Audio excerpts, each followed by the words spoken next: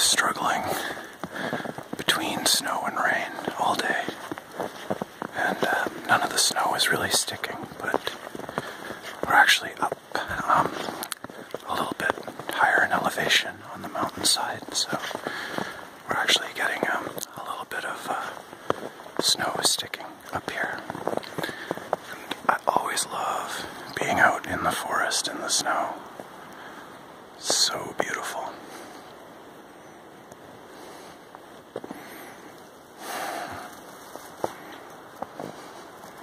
Especially when you find a big snow-covered tree like this.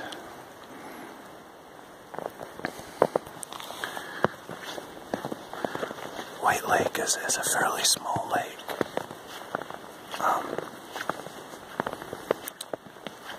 And I've been up swimming in it a few times in the summer. And I've also gone fishing in it a few times. And actually caught a few very small cutthroat trout. I wasn't even sure if there were any fish in the lake. But one time I decided that I would bring up a fly rod with me, and actually did manage to catch a few very small little trout. Even on a little 4-weight fly rod, which is it's quite small and light and meant for catching small fish. They still felt very small, but they were really beautiful. Some of them even had some really distinctive purple flashing on their side, which made me think that they may in fact be hybrids of cutthroat and rainbow trout, which is known to happen. This part of the forest was deforested probably in the late 1800s or early 20th century, but has managed to grow back pretty nicely. There are a few remaining old-growth trees, which are decidedly larger than most of the other trees around, like these ones down here.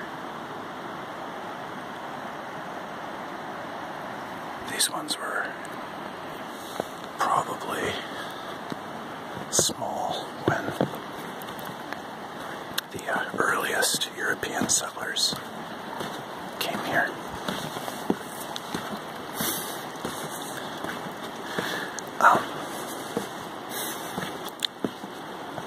It's funny that even though Canada has a well-deserved reputation for being a very snowy country, I live in the one part of it that doesn't actually get a lot of snow. In fact, it gets very little snow at all in the south coast of British Columbia, at least not at sea level. It is very mountainous here, so if you want to be in the snow, you're never more than maybe an hour's drive away from going up a mountain. But where most people live, down near sea level, we don't see a lot of snow. And when it does snow, it doesn't last more than a few days. So sometimes when I'm chatting with friends from overseas who've maybe never been here or only have visited here in the summer, at this time of year, they're often saying things like, "Oh, it must be so beautiful and snowy there right now." Like, not really. Just rains a lot.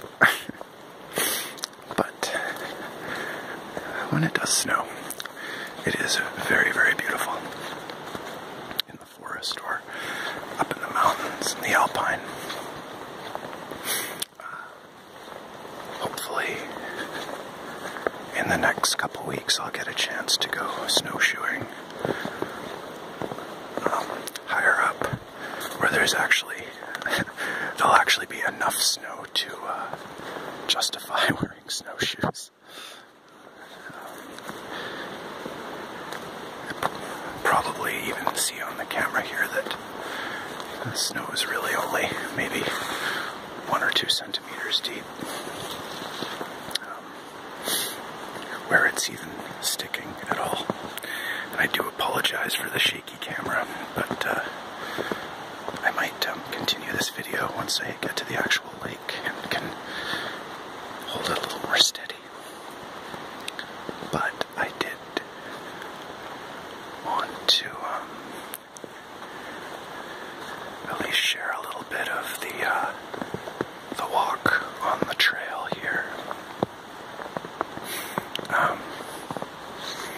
It's probably worth mentioning too that if you are perhaps planning on visiting Vancouver, or maybe you live in Vancouver but haven't yet explored the trails over on the North Shore, it's always a good idea to let somebody know where you're going and when you plan to be back, and have a pretty good idea of where you're going. These trails aren't really patrolled by any park services or anything. Although, for the most part, they're fairly well marked. Sometimes the signs and markers are kind of old and weather-beaten and difficult to decipher. And it is very possible to be lost, get lost. That being said, it's also a very good idea to come reasonably prepared, like with a lightweight emergency blanket, maybe a small first aid kit, some food, maybe some granola bars and some water, just in case you ever were in a situation where you might have to hold tight for a little while and wait for help. Right now I'm actually a little bit over-prepared. By the way, that roaring sound in the background is the creek that's just down this ravine.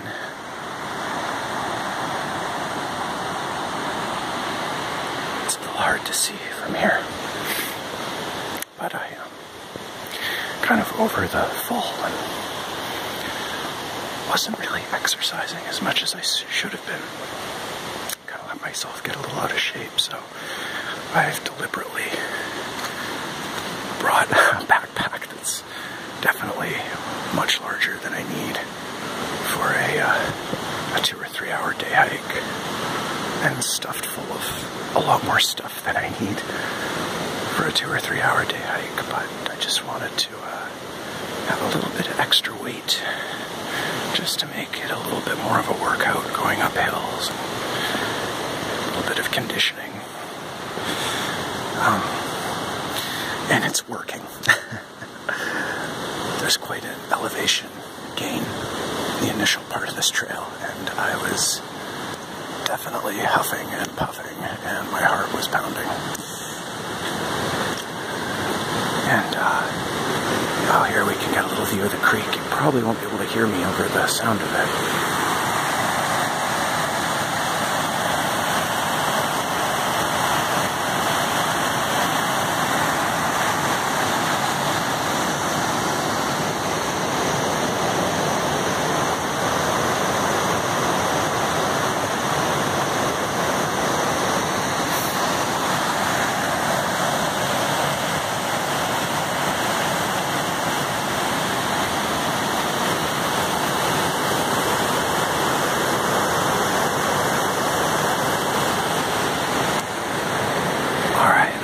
going to say goodbye for now, but I'm going to make a little bit of time on this trail and then start shooting again once I get up to